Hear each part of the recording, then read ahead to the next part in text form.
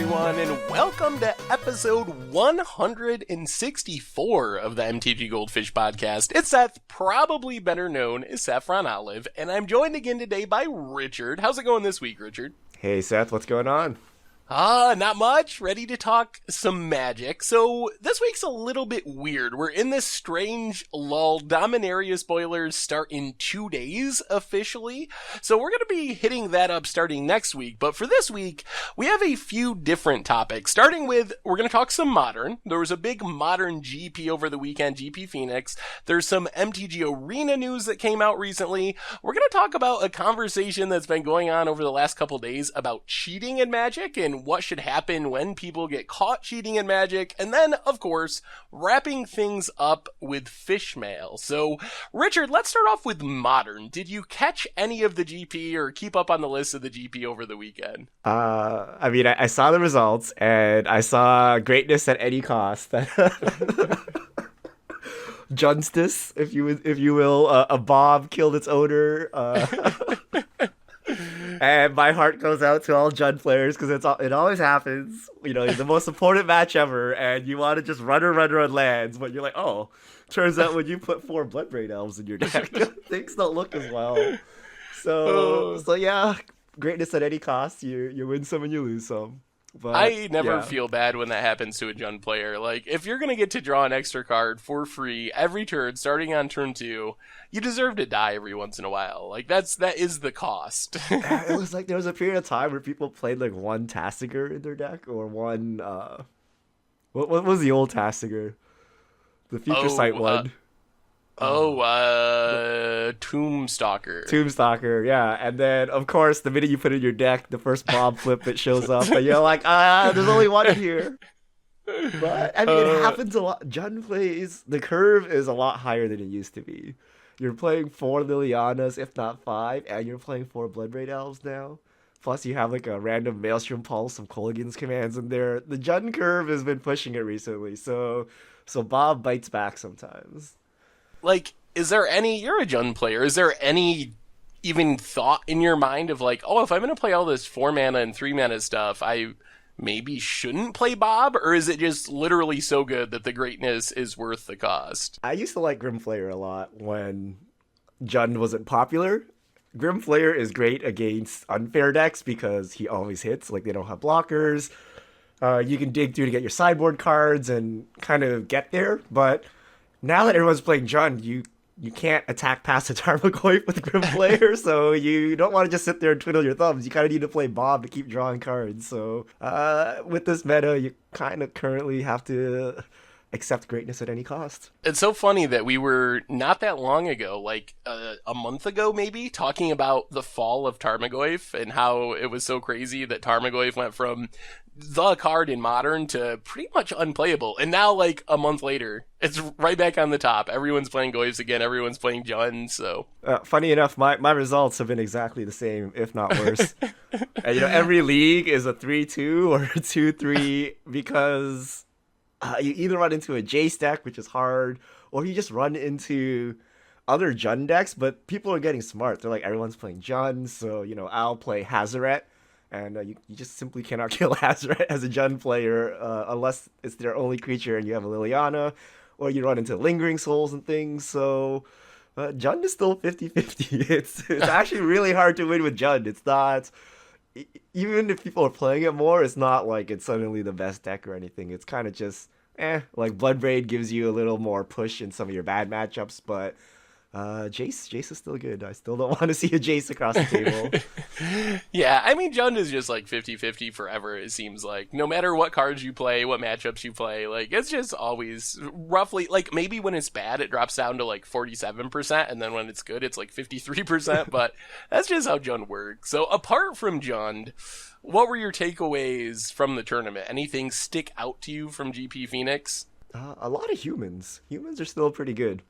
I thought humans would be slightly worse given that everyone's playing Jund, but apparently not. Apparently Thalia, and if you name your meddling mages on the right thing and you reflect your mage some Tarmogoyfs, it's good to go. But I really like the humans deck. I actually want to try it out. I mean, and I think so far the narrative has been Bloodbraid, great, Jace, hasn't really taken off yet, but if you look at the numbers, like the breakdown of the most played cards from GP Phoenix as far as the top 32 decks, Bloodbraid came in 10th as far as creatures with 20 copies. Jason Mind Sculptor, 9th as far as non-creatures with 20 copies. So it seems like maybe this is the tournament where Jace is finally like starting to find his footing a little bit. We saw multiple, I believe, taking turns decks make it. We saw Blue Moon really kind of rise to the top, multiple Blue Moon decks, Blue-White Control. So it seems like maybe Jace is finally, people are starting to figure it out. Like, Bloodbraid is just so easy, because Jund was a deck with Bloodbraid in Modern before, so you're just like, oh, I dust off my Jund deck, throw Bloodbraid in, and I'm good to go. But Jace, I think, it took a little while for people to figure it out, but I think we're starting to get there as far as people figuring it out. Yeah, and I think people are learning how to brainstorm better. Like, when you cascade with Bloodbraid, like, yes, I'm going to cast my spell. Like, how many times do you actually decline? Like, maybe 1% where you get Thoughtseize and your opponent's empty-handed, you decline to cast it, but you always cast a spell off Bloodbraid. Whereas Jace, learning how to brainstorm is going to take a while. You can read through people's, 10 article series on how to brainstorm in Legacy and still not know what you're doing. So I think as time goes on, people will get better with Jace, and then you'll see him, perform slightly better.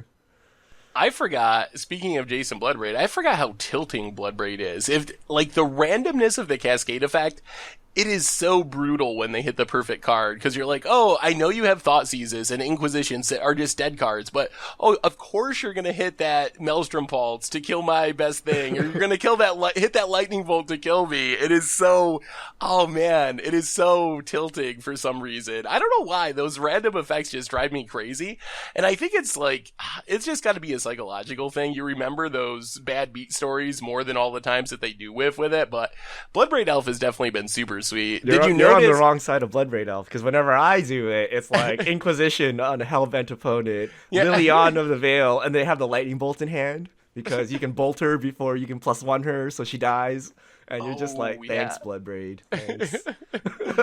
At least it's a 3-2 with haste. Or then they flash in Snapcaster, you're like, great, thanks, Bloodbraid. Can't even get through Mr. Snappy here. No, so he's still good, though. Or she's still good. Did you notice that Eggs is back? Ironworks combo almost took down the whole thing. Made it to the semifinals. Oh man, please! It's so miserable. I thought, like, I had seen people playing it like at the Pro Tour and at GPs, but it wasn't putting up like those high-end finishes. So I was like, all right, maybe it's just like, I don't know, one of those decks that people are kind of trying out, but it's not going to get there, but it feels like it's getting there. And man, I don't know if there's a less fun deck to play against in all of Modern. Like, I would rather get just Lantern locked, I think, than I would lose to Carrot Clan Ironworks. Really? We need like an average match time between these two decks. I think Ironworks is probably faster than Lantern. I guess I will say, like, maybe the upside of these new builds is because it has Scrap Trawler now, when the Scrap Trawler comes down, you can kind of look at the graveyard and be like, oh, okay, like, it's literally impossible that you fizzle. If you have Scrap Trawler, Ironworks, and, like, the right couple looping artifacts in your graveyard or on your deck, so you can scoop a little bit earlier. With the old builds, there's always, like, this 3% chance that they're gonna, like, not draw the Open the Vault or the Second Sunrise and fizzle, and you're like, oh, come on, I can't scoop, this could be the one. I know they're gonna draw, like, 15 cards this turn, but it's possible that none of those cards is the card they need. But at least this one you can scoop. You just play it out. You F6 and you hope the Tomer special comes where they actually have you dead, but like through some series of misclicks, they actually screwed up their infinite combo and you win. So it depends how badly you need those play points, Seth. Do you actually want to sit it out, or do you want to F6 and grab a coffee and hope they screw it up? Oh, I'm trying to find the person's name. I need to give a shout out to... Oh, where is it? Well, I'll have to find it. But there was someone that tweeted me yesterday, because I always tell people that 8-Whack is the best budget deck to like start playing tournament Modern with. So someone actually put the theory to the test. They picked it up, went to their first GP. They went 11-2 before losing the last 2 rounds. So they were actually on camera in a feature match in round 14, and they kind of got a bad beat story there to some extent. So pretty impressive to see 8-Wack. I think they finished maybe 49th or somewhere in that range. So pretty impressive performance for first GP ever with 8-Wack. Yeah, goblins. Yeah, I mean, and we got new goblins coming, but that's a conversation for next week. So any other thoughts about Modern and the tournaments, Jason Bloodbraid, or I don't know. I mean, I will say Modern doesn't look broken to me at this point. Like, I still have this worry kind of in the back of my head that once people really figure out Jace, it could be problematic. But at this point, just looking over the results from Moto, from the GPs, the format's still diverse. We're still seeing a lot of decks. A lot of the old decks are still playable. Like, Jun's better, Blue Moon's better, but Humans are still there, Nightfall's still there, Hate Bears are still there. So a lot of the old stuff's still working. So was this a, like, Chicken Little situation? The sky is falling. Like, did we freak out too much about Jace being unbanned? Or should we still be worried and it's just going to take people a while and Jace is still something we should be worried about? Yeah, I think we overreacted for now. We'll see how it goes. Because remember when they unbanned Glagari Grave Troll? At first, it was like, haha, whatever, it's fine, right? And then they printed like another discard spell or whatever. Then suddenly Dredge was the greatest deck ever, and everyone was freaking out. And they're like, oh, why did you unban this card? It's obviously broken. So the narrative changes really fast. So we'll see how it goes. But it looks like there are enough decks suppressing Jace decks that people won't play them, so mid-range decks are free to do whatever they want currently. So right now the metagame looks pretty healthy, so as long as no one figures out how to break Jace, we're cool for now, I think. Yeah, well, and I mean, it does take some time. We've seen this with a lot of cards that end up being Modern staples. Collected Company's another great example where it kind of, like, the pieces were there, it floated around in the format, people tried it and built kind of like subpar builds of it, but after like 6 months to a year, that's when you start to see like the cumulative knowledge of the community and of all this deck building and brewing. That's when it finally starts to pay off and you start to see more optimal lists. So I feel like we're still really early as far as Jace. So like, I'll be interested to check back in like 6 months and a year after it's unbanned and see if people like finally figured out like the perfect Jace deck, the optimal build, the support cards, and then see where we're at in the format. So it could just be that we haven't gotten there yet. Never have I wanted a Modern Pro Tour so badly, like right now. We have the Core Set Pro Tour, which is split format, but we'll get to see some Modern at least, so that should be interesting. We got a little wait. We have Standard next, but the second Pro Tour is the split format thing. Anyway, I guess that wraps up our Modern discussion. So, Richard, MTG Arena. We've talked about Arena every now and then. Both of us have intentionally avoided getting into the beta for one very specific reason. So, what's changing, Richard, that might mean we end up in the beta? All right. This week, they're removing the NDA, which means you can talk about whatever you want in any forum. So that means we're going to get onto the beta and finally try this out. We've been avoiding it because we didn't have to, watch our words and accidentally leak something and get in trouble and stuff like that. So it's just easier if everything's out in the open. So we're going to get to try out Arena this week and see what the hype is about and what everyone's been talking about. Because we've only been watching streams and reading threads and stuff. We actually haven't tried it. So now we actually get to try it. So where is your hype level now that you finally, like, we've been hearing about Arena for a long time now, maybe going close to a year since we first heard about it. And then we've had the stream since like last fall. Are you more hyped, less hyped now that you're finally going to get a chance to play it this week? My hype level's pretty low, Seth. Almost every comment I've heard about Arena is negative. I'm just hoping people are just being, overly negative because they care so much. They want it to be a great product, but we'll see when I get my hands on it. But, after the initial reveal, just nothing but complaints about economy, about graphics, about speed, about just everything. So I don't know what to expect anymore. So we're gonna find out this Wednesday. Yeah, I'm excited to try it out for myself. I'm kind of in a somewhat similar place where you hear all this stuff, but you haven't really experienced it, and it's hard to know, like, the economy is a great example. Like, there's just going to be a group of people that are going to freak out if it's not, like, essentially free. Like, you log in and you have a tier 1 deck in the first week of playing it, and that's probably, like, unrealistic to expect that. But then there's probably a group of people that have pretty legitimate concerns about something like the economy that maybe Wizards needs to take into account. But that's the kind of stuff that's really hard to parse through without having that firsthand, like, experiential aspect of it.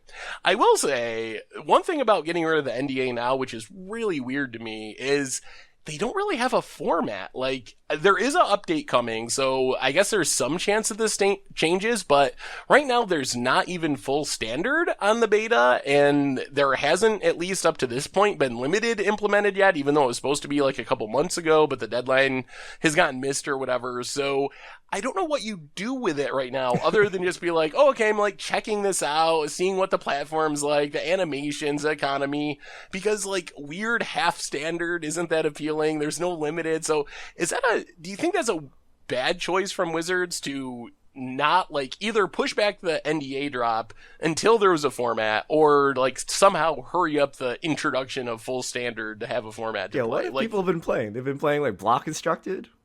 Yeah, they have been playing block, and now it gets even weirder because for some reason, with the update that's coming along with the NDA drop, they're putting Amonkhet into the format, but not Kaladesh. So now you're going to have like two, not even block, which at least with block, you can argue like, oh, this is like kind of a real format. There used to be block constructed Pro Tours.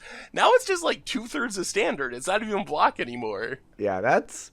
I mean, as a player, we like to complain, but from WotC's perspective, like, they're not going to get enough people playing. You want people playing nonstop and giving feedback and running into bugs and stuff, but if you're not playing a real format, are you going to play nonstop? Like, it's a little weird. They should have at least had either draft or standard, like one of the two, so that people are incentivized to play, like, you know, they would actually play Arena for real, but half block is just strange.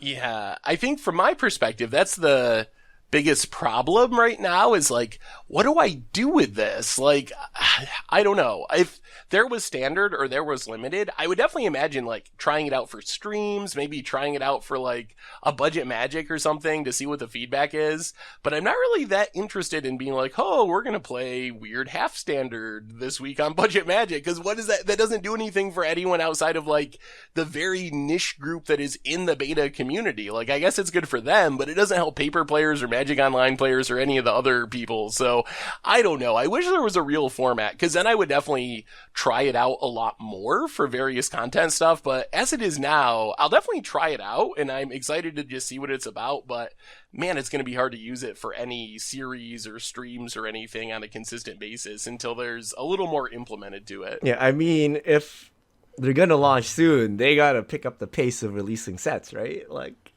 you would assume they would have been able to do standard. You know, if we have any hope for Modern or any hope for Legacy, they need to be able to implement new sets like very quickly. And the pace at which they're doing it is not very encouraging.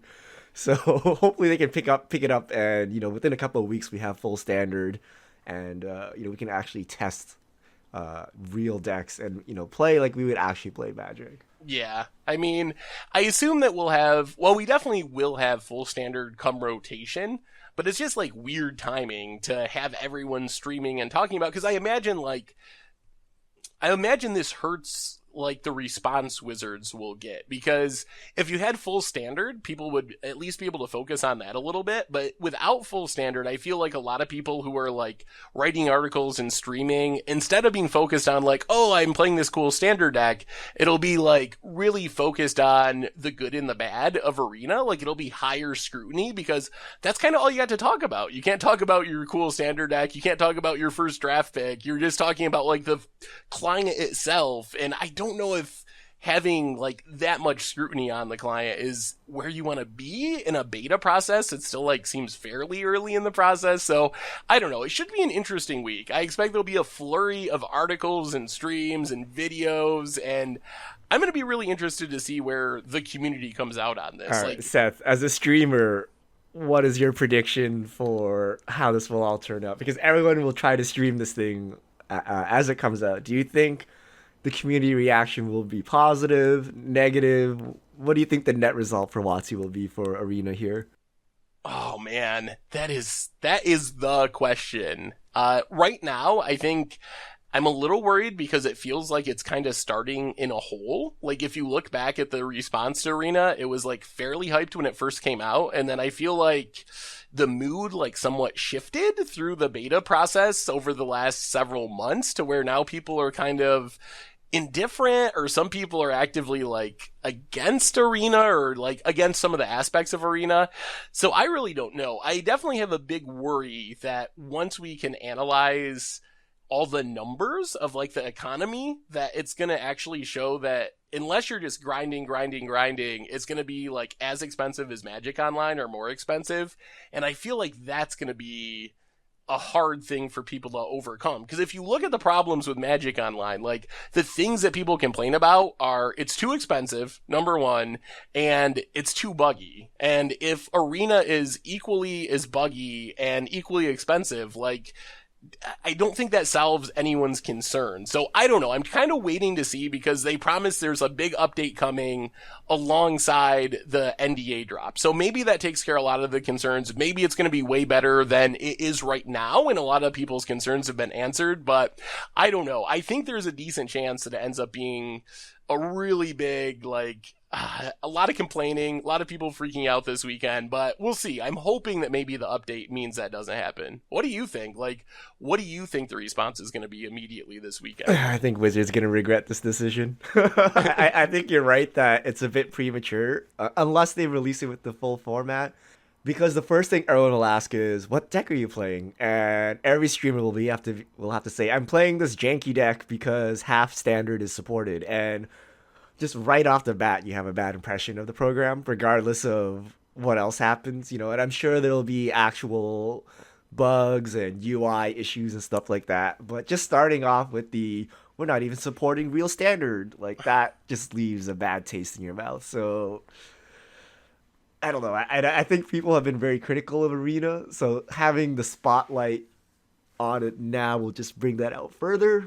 But maybe we'll be pleasantly surprised. Maybe they actually did do a big update and it will be very polished. But And I mean, Wizards is fighting like the perception of them in digital altogether. Like that's the other thing. Like even just making Arena, they're already fighting against the perception of a lot of people that like, I think Moto gets more hate than it deserves, but a lot of people think Moto's really bad and that Wizards is really bad at doing digital things. So Wizards like already has to like just overcome that perception from square one. So I don't know if releasing half standard is a way to like do that. I feel like Wizards, to get over like that hump, I think it really has to be so good. Like when they drop the NDA and people are streaming it and talking about it, I think it's got to be really, really good, or else people are just immediately going to be like, oh, Wizards like sucks at making digital games. Here's another bad game that they made. So I'm definitely nervous for it because I would like to see Arena succeed. Like I would like to see it like draw more people into the game and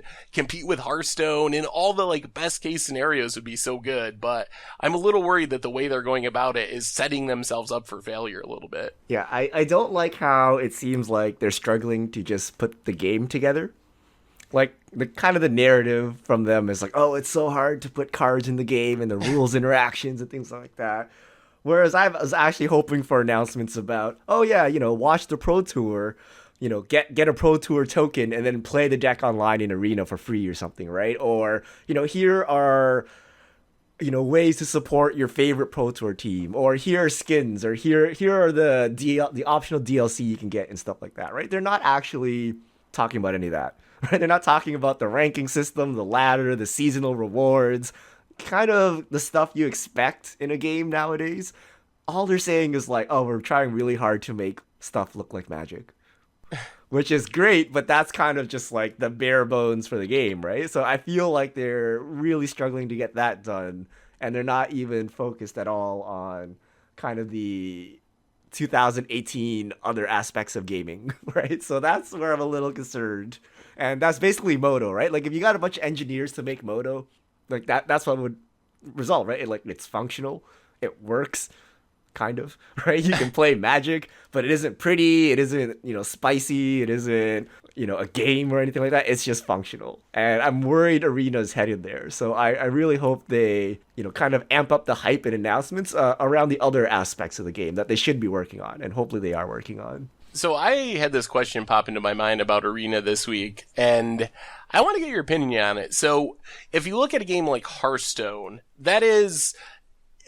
it's based on like other Blizzard's IP. Like, would Arena have been better if instead of trying to make it Magic, they made a Magic-esque game designed for digital? I think what made me think of this is we heard that Richard Garfield designed this digital game that is like somewhat Magic-y, but it's its own thing designed specifically for digital. Like, did Wizards go about it wrong? Should they have just kept Magic Online if you want to play real Magic and made this like the sweetest Magic IP digital game that's sort of Magic-esque possible?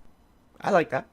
I mean, there are things you can do to kind of satisfy both. Like, for example, if you wanted to be true to the game, you would need to have cards representing lands, right? But would anyone have complained if you change your lands into kind of like the Hearthstone mana, where it's not like you get free mana every turn, but kind of your lands are shown in a different way, and you don't need to interact with them as cards, but they're just kind of there, and there's ways to add mana, and that would significantly clean up your board so that you can actually display things correctly, right? So I think there are ways they can satisfy both, but I think they need to prioritize digital if they want digital to be good, right? Because if you wanted to copy paper Magic, at the end of the day, paper Magic always looks the same, right? You have a play mat, you have a bunch of cards all over the place, and you need to make room for all of them. So in that sense, you can't really do much to take advantage of the digital experience. So if they warped it a bit, kind of like Hearthstone or Eternal, simplify some of the things, that would help out. Because, I mean, in all honesty, for all its flaws, I think Magic Online is actually a pretty good representation of paper Magic. Like, it does a good job of doing that. And you're right that paper Magic isn't necessarily fast-paced and isn't really designed for digital. So making another game that's just like an exact copy of Magic Online and also paper Magic, like, I don't know. I don't know if that's what keeps Magic Online from succeeding. Like, I don't think... I guess the question is, beneath it all, is it just that Magic, in its paper form, designed 25 years ago, isn't a game that can succeed in digital form? And I think that's like a realistic question. Like, it's way more complicated than Hearthstone. There's way more interactions. You have this stack, and there's just like so much more that goes into it. So I don't know. Like, I'm starting to come around to the idea that something, if you really want a digital representation of Magic, that your ceiling is like kind of like a slightly spruced up Magic Online, because a lot of the challenges of digital Magic are that you're trying to represent Magic in digital form, not that Magic Online is clunky. Yeah, but I think Arena does kind of a good job at that. Like the tapping lands thing, you just, click on your spell and it automatically taps lands like you would do as a sane person, right? So you don't actually have to go through and click all your lands. So it does do those shortcuts for you. So it does kind of get there. Okay. So I don't know. Like, as long as they do it right? Like, if they know that in 99% of the time players always do this, then it should just automatically be done. And in that 1% of the time, you have a button, which is full control mode, to go do what you actually want it to do. As long as that happens, I think it should be good. But I think on top of Magic Online, you can build so much more. You can build like a ladder system, a ranking system, seasonal rewards. I've played so many games where people spend thousands of dollars on optional items to just make themselves look better, right? Like, why does Magic Online not have such a thing? I'll pay for a golden Urza portrait or whatever, like stuff like that. They really need to add. And Magic is about expressing yourself at the end of the day, right? You see this with people in real life, sleeves, tokens, foiled out decks, special lands and stuff. And on Magic Online, you can't do it to the same extent. So I really do hope they build it into Arena somehow. And I hope there's a greater reward than taking a screenshot of yourself with most number of trophies for for the 2 hours you managed to hold it. There's something much better than that. So I hope they do work on the rewards and incentivizing players to play more hours, right? Because today the only incentive you have is to get better at Magic, and not a lot of people care, right? A lot of people just play Magic to have fun, not to become the next LSV. So Richard, before we move on to our next topic, give me the one thing that you are looking for most with this NDA release. What's the most important thing that you want to see to have you feel comfortable that the game is going to be a success over the long run? Like, what's the biggest thing you're looking for? In general, like, should it be? I know it's not there already, so should should I have knowing it there? what we already know, like, we know we don't have standard. We know, like, within the confines of what we already know about Arena, like, what are you looking for? It works. I don't know. I mean, the number one thing I want is a proper ladder, but I know it's not there right now. So, given what we have, like, and the sets we have, it just needs to work, right? Like, if I can play block constructed Ixalan or whatever without it crashing, lagging my computer, being fluid and doing what I want to do, I guess that's all we can expect at this point.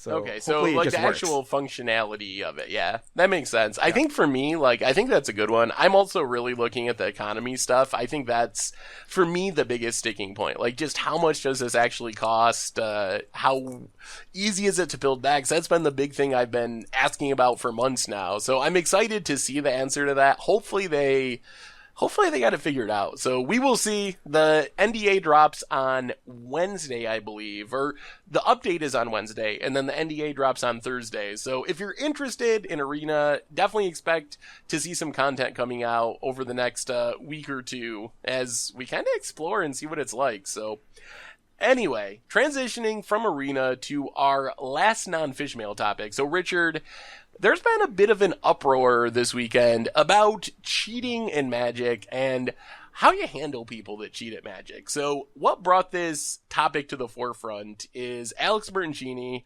was, I think, 8-1 or something, like near the top of the standings at day one at GP Phoenix. And if you're not familiar with Bertoncini, he was kind of infamously banned for cheating, for casting multiple Explorers was one of the biggest things. And then he was actually banned again, I think, for drawing multiple cards in Brainstorm. So he's been banned at least twice that I'm aware of. And a lot of people were talking about this, like, is it right that he's playing Magic? What do you do in these situations? Should you lifetime ban people for cheating? So Richard, did you follow any of this conversation, and what's your take on it? Yeah, I think it's ridiculous that he's still playing. I mean, I understand a line needs to be drawn somewhere, right? And you don't want to ban people that accidentally cheat. We've all drawn that extra card. We thought Ponder was a Brainstorm or Brainstorm was a Ponder, and we kind of just did the wrong thing. And, you should get a DQ for that or whatever, fine, right?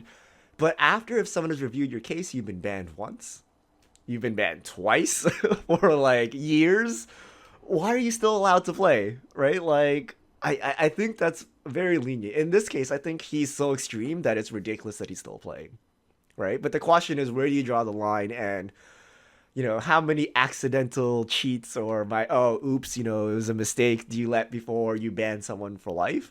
But I do find it funny that there was like one of the top Reddit comments in that thread was, Wizards out here policing like social issues, handing out lifetime bans on, people's political stances and things like that. But of the one thing they're supposed to do, which is prevent people from cheating, that's like what the DCI is supposed to do. Like, they're not doing it, right? So in this case, I think he should be banned, right? He has like a clear history of cheating multiple times. He served multiple banned sentences. I don't know why he's still allowed to play. He obviously hasn't reformed.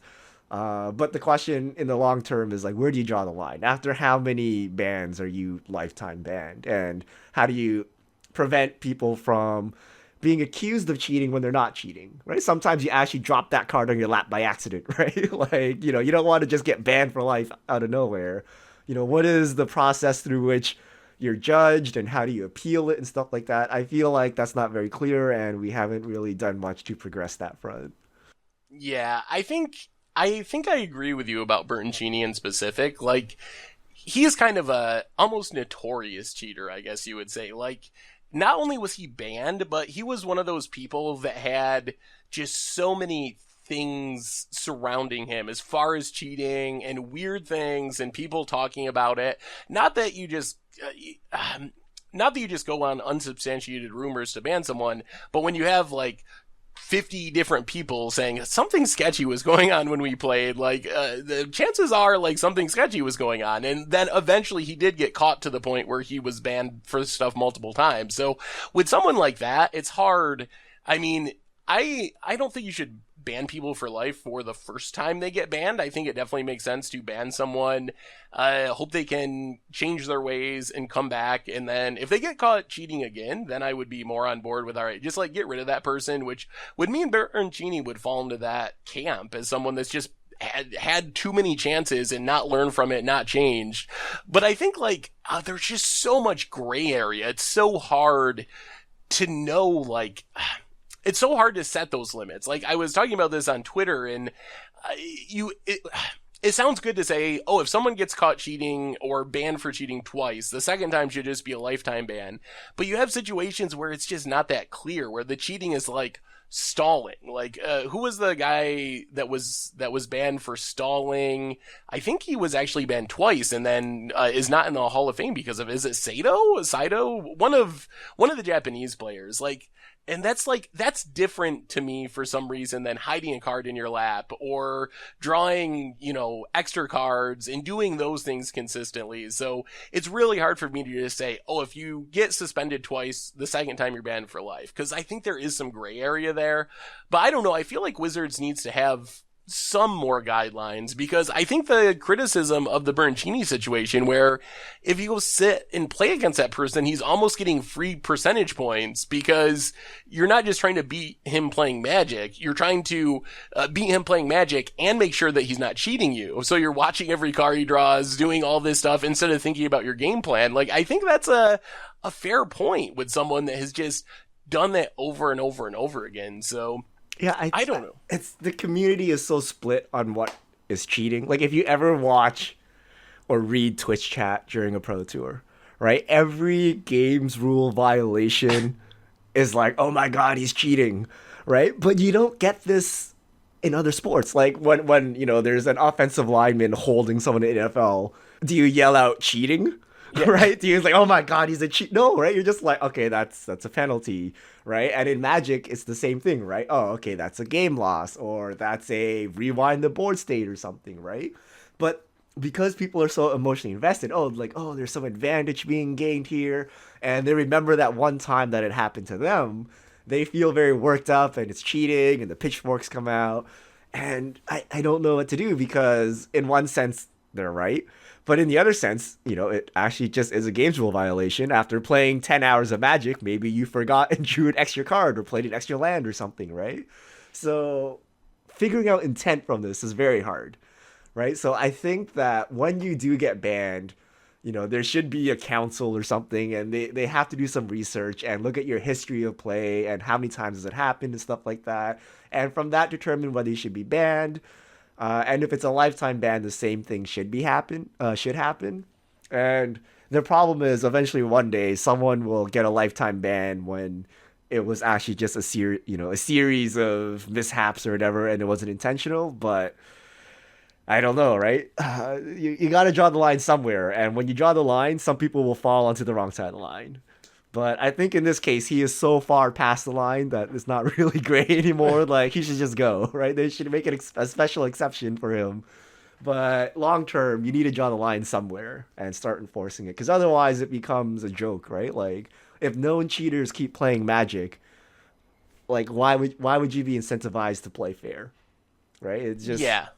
It just becomes really awkward for competitive Magic and the competitive spirit. Yeah. I mean, I think I agree with you. I guess my worry is, like, from my perspective, if I just went and started playing GPs as someone who spent the last, I don't know how many years, playing almost exclusively Magic online, where it's great for learning how to play Magic, but a lot of stuff is done automatically. Like all your triggers just kind of go on the stack. And so I could definitely see myself if I played 15 rounds at a GP, and I would mess up sooner or later, I'm pretty sure. Like, especially when I first started playing, like, seriously in paper, because I'm just so used to Moto doing that. So I can definitely see how someone could do things that might look like cheating that definitely weren't cheating, because I would know my intention when I missed a trigger wasn't to cheat. It's that I'm just like not used to managing triggers in paper.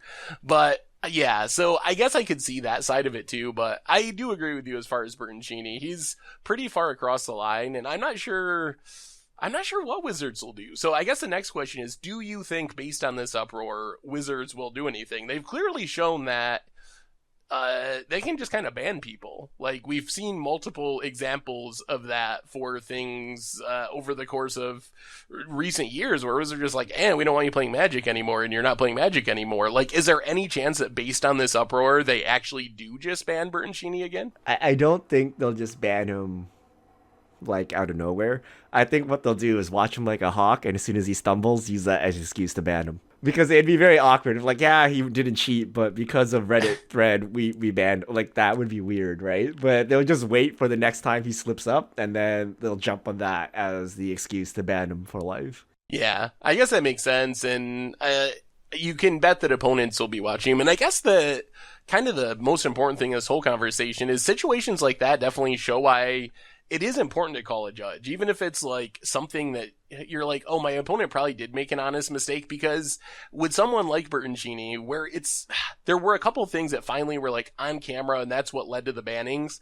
But there were so many stories about it where you really want to document the track record of that stuff. And an honest player who makes a mistake, like, they're probably not going to have, multiple opponents every event they play that are like reporting to the judge that they drew extra cards and stuff like that. So definitely, if you see something weird going on, definitely worth to call a judge, just so you have that track record with someone like Bertoncini, because I think that plays into it. And that plays into what we were talking about, like having some sort of council or group that determines those things.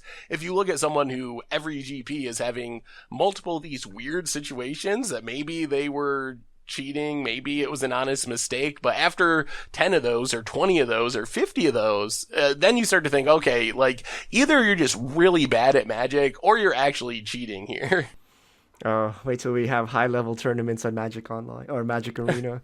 I remember kind of the Hearthstone threads where, because Hearthstone has a lot of online tournaments, and then you have Reddit detectives where they zoom in on the guy's glasses and you can see the reflection of the third monitor showing the other stream's screen and stuff like that. And just wait for that, like, next level cheating for online tournaments in Magic Arena. Oh, that's actually really interesting. I wonder how they'll handle that. Because with Magic Online, for the really high EV events that are on camera, they actually just make the people go to the place and play, like, to avoid that. So I wonder if what they'll do with Arena. Yeah, they'll have to do that as well. If you can't allow streaming of any online event, because then the players can just watch the stream, even if there's a delay, say a 10-minute delay. If you get to know your opponent's opening hand, you can still disseminate a lot of information based on what happened during the game. So for those really high level events, where it actually matters, they're gonna have to fly everyone in and kind of have like an actual literal Magic Arena for people to play in. Yeah, like a pro tour with everyone sitting at their computers. Mm-hmm. iPads. Yeah. But not Macs. Can't use Macs. Oh, yeah, that's right. They can't even use iPads, can they? I thought they said they were gonna eventually support this. Oh, yeah. Well, we'll see. We'll see how long it takes. We forgot there's no phone support, Mac support, iPad support. Oh dear. Well, any final thoughts on anything, Richard, before we get to the fish mail? No. I just hope Arena goes well. I'm not ready for the amount of salt that will come out. Yep. I'm getting my typing fingers ready. No, actually, I just want to write an article that can actually break down the economy. I don't want to write like a salty article. I just want to know like this, like really in numbers, this is what it costs, and this is how it compares to other games. This is how it compares, because we've had some articles like that in the past, but we just don't really have solid numbers. So there's so much conjecture and guessing involved. But after we actually see the economy, that's what I'm most looking forward to, is actually being able to break down the numbers on it. Mm-hmm. Anyway, let's do some fish mail. All right. If you have your questions, send them to @MTGGoldfish with the hashtag MTGFishmail, and we'll get to your questions on air. So first question, Eric Ranko. Every time I see your play points, Seth, you always have play points that end up in 1, i.e. 231 play points. I've never had a non-zero or 5 number. How did you get that 1 play point, Seth? So when they first started doing play points, they converted.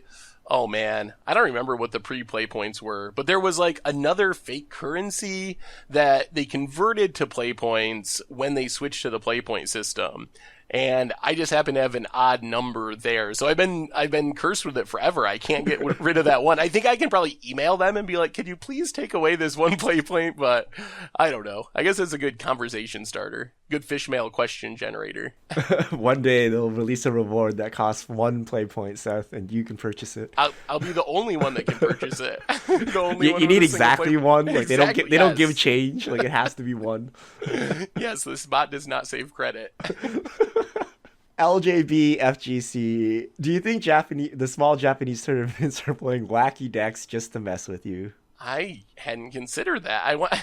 I guess if you go to Hallelujah or Hallelujah, whatever it is, tournaments, and know that I use them for instant deck techs, you could. I mean, you still got to go like undefeated with it. So, but maybe I don't know. I think that honestly, I think what it is most of the tournaments that we see are only really big tournaments. So the ones that they publish on the Hallelujah site are like 20 players, a lot of them.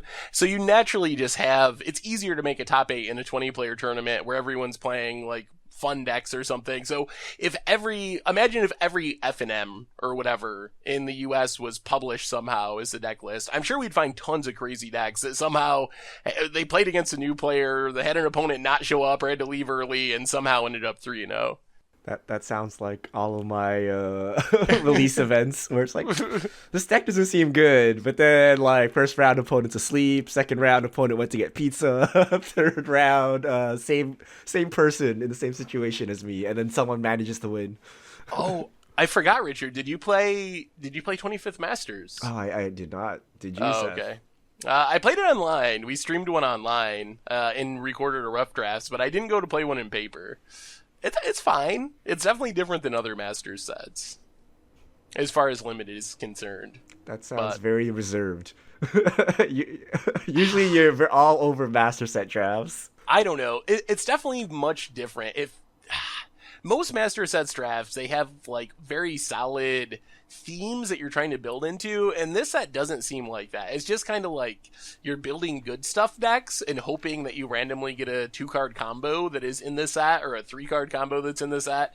So I don't know what to make of it, actually. It's just so much different than past Master sets. I don't think it's bad, and I've had a lot of fun with some of the drafts, but it's definitely a different flavor than when some of the Master sets, you like get in the right archetype and you find what's open and you build like the nut Thallid deck, and it feels like you're almost playing a constructed deck if you get in the right lane and like manage to do that. But this set doesn't really have that. It's more like, did I get a 2-card combo to play with my other good stuff? And so I don't know. It's fine. I don't think I would rank it near the top of my Master set limited, but it's in the middle somewhere. All right. Next question. Vega says, do you ever dab after games of Magic? What's dab? What? Like dabbing, like Cam Newton dabbing. Oh, no, I no, I don't think I ever have, actually.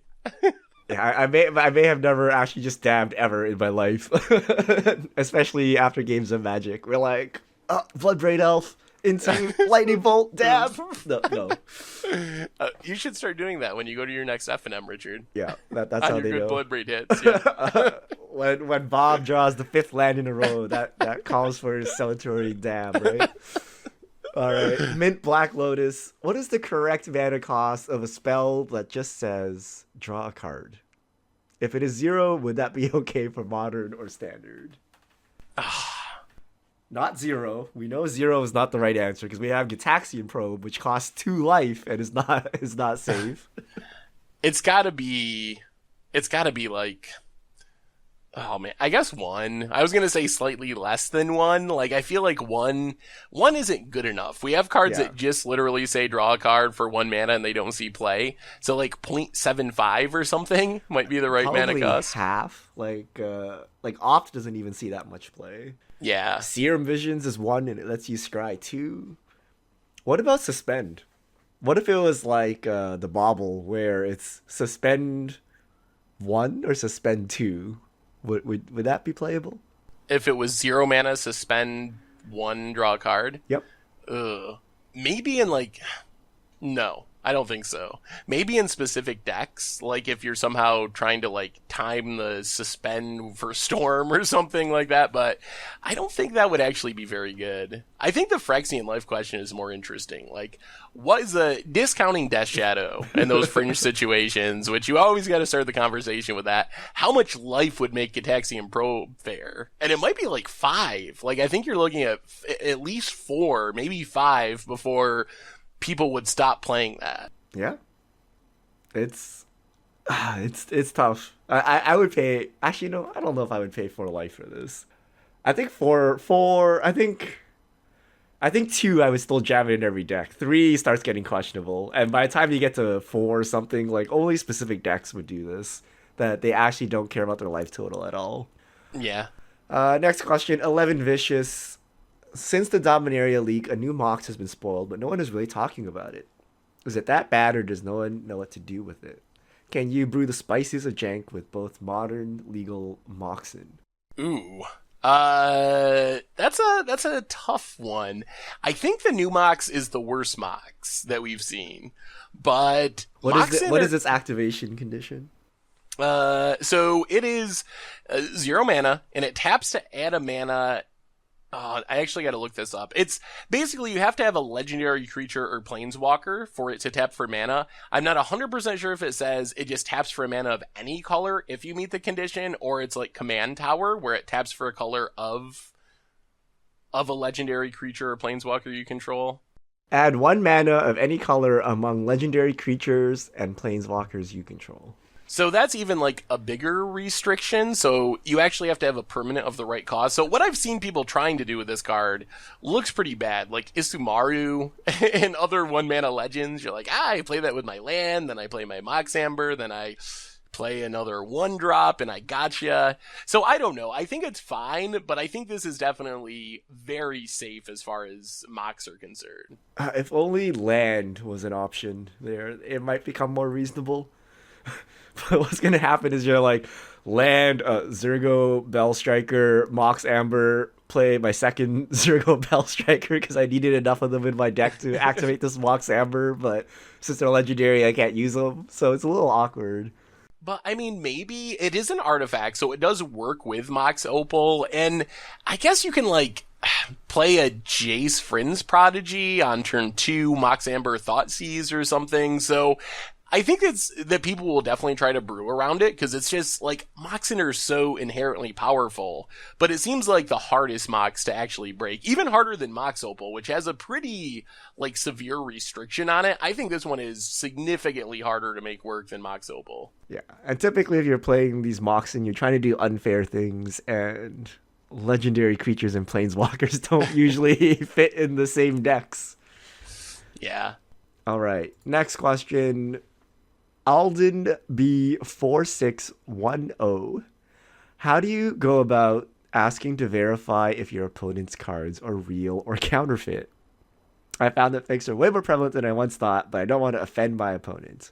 I personally, and this is just me personally, I would have to, like, see something that had me 100% convinced it was fake for me to actually broach that topic. It just seems so risky if you're wrong. Like, I just don't want to be that guy. So, but that's just me personally, and I could very well be wrong. But it would take a lot for me to actually be like, hey, is that card you're playing over there fake? Yeah, I personally don't care. I mean, I used to play a lot of Legacy, and a lot of people played with fake cards, where like they were like so fake, like there's like no question about it. But I don't really care. If you actually cared about this, though, what do? You call a judge, and then the judge comes and looks at it, and they're like, it's fake. And then what? Do they get a game loss, or do they just replace with a basic land? Like, what exactly happens? Because some percentage of people just buy their cards off eBay, they get a fake they don't even know, right? Yeah. So if you're that person, like, what do you do? Or if you're a person that intentionally put fake cards or proxies in your deck, like, what exactly happens? I don't even know what happens from an actual judging perspective. I've definitely heard of situations where people didn't know and the judge allowed them to go and buy a copy of the card from the store and put it in their deck. So, but I think it's different most likely if you're intentionally and admit that like, oh, I bought a bunch of these Chinese fakes and I built my deck out of them. So I think that the judges, from what I've heard, are pretty forgiving. If it really is accidental, they're not going to like try to really stick it to you.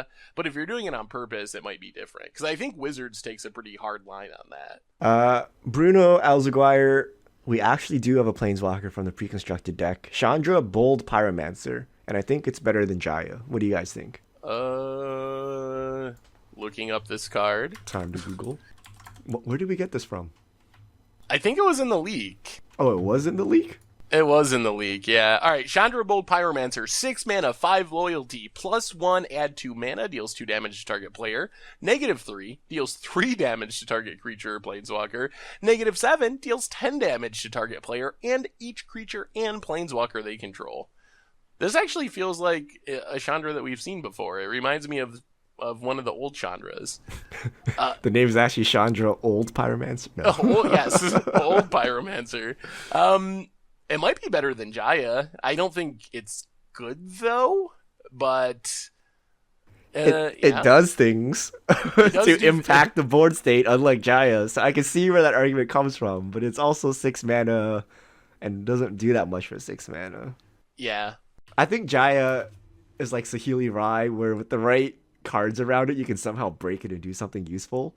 Whereas Chandra Bold Pyromancer is just going to always be mediocre. At best, yeah. Yeah.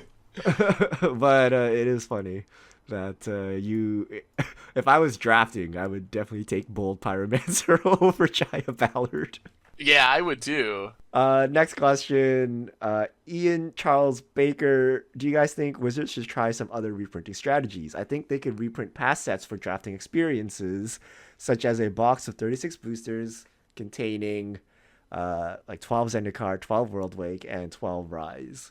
Thought. Yeah, I think it would be cool for Wizards to reprint boosters of some old past formats.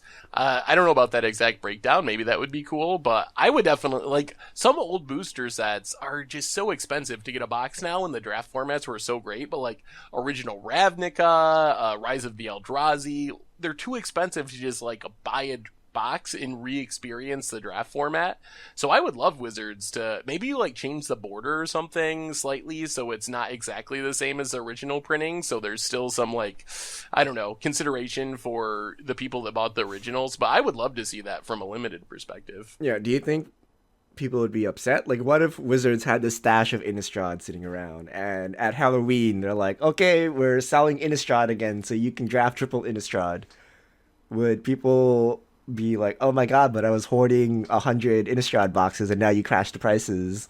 Or would everyone be like, yeah, we can draft? Like, I think the general response would be good. Like, I don't think it hurts people any more than master sets as far as finances, unless you're like heavily speculating on hundreds of boxes, like you said. And I don't think the community at large cares that much about the people that are heavily speculating on hundreds of boxes. Like, they're often the villains when you hear the community talking. So yeah, so why doesn't WotC just do this? There are so many old sets that people want to draft, but you know, before they reprinted Jace, like boxes of Worldwake were crazy, right? Like, why don't they just print more boxes of Worldwake? Yeah, I think they should. I don't know why they wouldn't. Yeah, I don't know what the downside is, really. All right, next question. SL Kirsten's last podcast, you guys kept saying that the amount of legendary cards in Dominaria was good for Commander. How so? I understand that the downside it normally brings is not holding Commander, but what upside does it have? The big upside is you can play Legends as your commander. So that's the main thing. Just like it gives you a bunch more cards you can build around in your commander decks. Yeah, you can build around more cards and make things like Ape Tribal and stuff. Yeah. Next question. The Inked Knight. Have you guys seen this video? Dude opens 2 25th Masters boxes and gets nearly the exact same rares and mythics. Oh, yes. That video. Did you see that video, Richard? No, but I assume he gets exactly the same rares and mythics across 2 boxes. Basically, yeah. So, it's definitely interesting. So far, I have not seen reports from people opening boxes that this is a common thing. So, I think it's most likely some sort of small-scale printing error, but it's hard to really say. But I haven't heard just like tons of people on social media saying, oh my god, I bought 2 boxes and they were exactly the same or anything like that. Yeah, I mean, the boxes aren't completely random, so this is bound to happen sooner or later, right? So someone's going to end up with this, and maybe it's just a coincidence, or maybe there actually was a problem and more than the usual were put together. Next question, Alan PB. It's been more than 3 years of only voice content. Does it really bother you guys? No, wait. Does it really bother you guys when you do face cam content and people focus only on how much your face doesn't match your voice? Oh, that was a mouthful. Face cam content is just harder, is one of the biggest things. Like, it would be a lot harder, more work, I think, to do the podcast live on camera. So, but I guess it doesn't bother me. I guess I've kind of gotten used to it slightly. So, I don't know. What's your take, Richard? I mean, I don't know. I don't understand why people have this weird image of us in their minds. Like, when I hear someone's voice, I don't picture their face. I don't know. It just doesn't happen for me. So I find it funny when someone says, oh, I expected Seth to look like Richard or something, Richard to look like Tomer. And people, like, have these, like, weird perceptions. And I'm like, I don't know.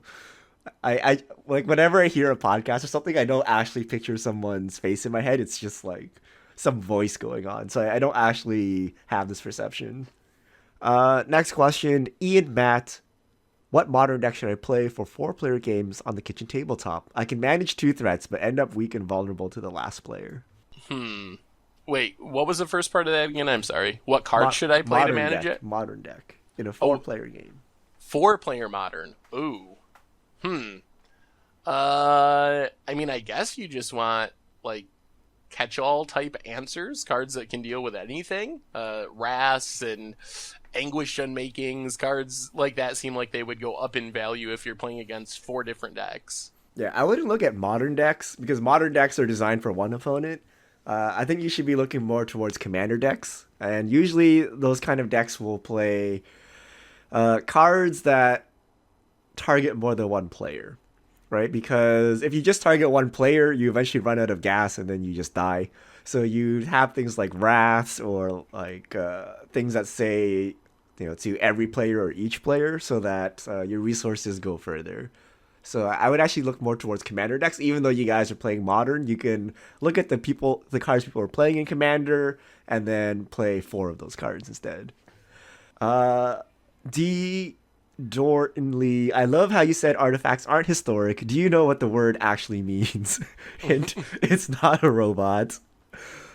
Yes, but Watsy doesn't know what it means. Back in the day, artifacts were actually artifacts where you're like, oh, look, it's a Mox or it's a Black Lotus. Nowadays, it's like some dude's sunglasses, right? It's like a magnifying glass. They're not really historic artifacts anymore. They're kind of just like objects, I think, in today's context. But originally, they were actually artifacts when Magic was still quite young. I mean, weren't there like sunglasses in Alpha? What is the card? I can distinctly remember it. Those were Urza's glasses or something. Yeah. Those were old glasses. But now we just have like random magnifying glass and like a random prism. I guess that is true. Like, they're not as iconic or historic anymore as they used to be. Or like it's literally a car, right? It's an artifact. Right? It's like a speedster roadster thing in Kaladesh. It's an artifact, even though we just made it like yesterday. Next question, Sebastian Tans. Seth and Richard, what's your favorite TV shows of all time? Hashtag Buff Slays. Hashtag Angel. Hashtag ooh. For me, gonna say Arrested Development, The Wire, and probably Breaking Bad. All time is hard. I can name you some of my favorite shows. I haven't really ranked them, but like of old shows like Seinfeld, I was a huge fan of. Married with Children, if any of you are old enough. I used to love as a kid, even though it was like totally inappropriate at the time. Newer shows like, I don't know, Breaking Bad, Game of Thrones, How I Met Your Mother, those kind of shows. They're all like sitcoms, apparently. I watch Buffy too. Oh, what was that Jessica Alba show? Do you remember, Seth? Not the dolphin one, the other one. the sci-fi one. No, I don't. She had the barcode. Oh my god, I need to Google it right now. What was it called? We're gonna cut this out. What is it called? Dark Angel. Oh, okay. Yeah, I know what you mean. I don't think I ever watched that though. Oh, it was pretty good. All right. Bruno Alzaguire. Magic Arena non-closure agreement will drop on March 22nd. Will you guys produce content on it? Seth, are we streaming it on Thursday? Unsure. We'll see if I get into the arena. I am planning on doing a, checking out Magic Arena stream. I don't know exactly if that'll be Thursday or in the next week or two, but definitely planning on doing that. As far as regularly producing content with it, kind of refer back to what we were saying earlier with not having real formats. I just don't know what to do with that at this point, but we will test it out and see what people think of it. So it's time to make Frontier, Seth. Almond kept forward so we can play it on Magic Arena. Oh, that's how they determine their formats now. What they feel like programming into Arena. All right, QDig. Is there a good place to go through different sideboard options for Modern based on the current meta that might include the pros and cons of each options? Or is it too dependent on the deck you're playing for such a resource to exist? I think you could definitely make a article. I don't know if it exists of just common sideboard options and what they're for, but it is also partly dependent on the deck you're playing. So it would be hard to have a definitive always play these cards without knowing the specific decks. Yeah, you might be able to throw it together I need Artifact Hate. What are the best Artifact Hate cards in Modern? Or I need Graveyard Hate. But when you look at an actual sideboard, you need to take into account what's in the deck as well, because every time you bring a card in, you're taking a card out, right? So it's possible to have too many cards to bring in or too little cards to bring in. So the actual sideboard configuration is pretty custom to each deck. But I think a general resource on kind of just general cards would be pretty decent. I think I'll make one of those. That sounds like a good thing. Just best Storm Hate, best Infect Hate, best Graveyard Hate. I think that could be a good resource. What's the best Blood Moon Hate, Seth? That will not be included in the article. I don't want to encourage people to blow up my Blood Moons. Jay Temkins, can we get a daily, weekly tweet / alerts on trending winners and losers? I don't know. Is that too spammy? Let me know in the comments if that's something you want to see, or if it would just be too spammy, kind of just tweeting out kind of the daily winners and losers. Because I just go on the website to check it out, right? So let me know if you think that's a good idea or if that's too spammy. Bruno Alzaguire, if a dolphin smokes, would it put the cigarette in its mouth or the blowhole? I assume the blowhole. That's where they breathe, right? Yeah, I guess, it's the blowhole, right? Yeah. And plus, if they put it in their mouth, it would probably be more likely do they to breathe get wet. in through the blowhole, though? Or is it just out?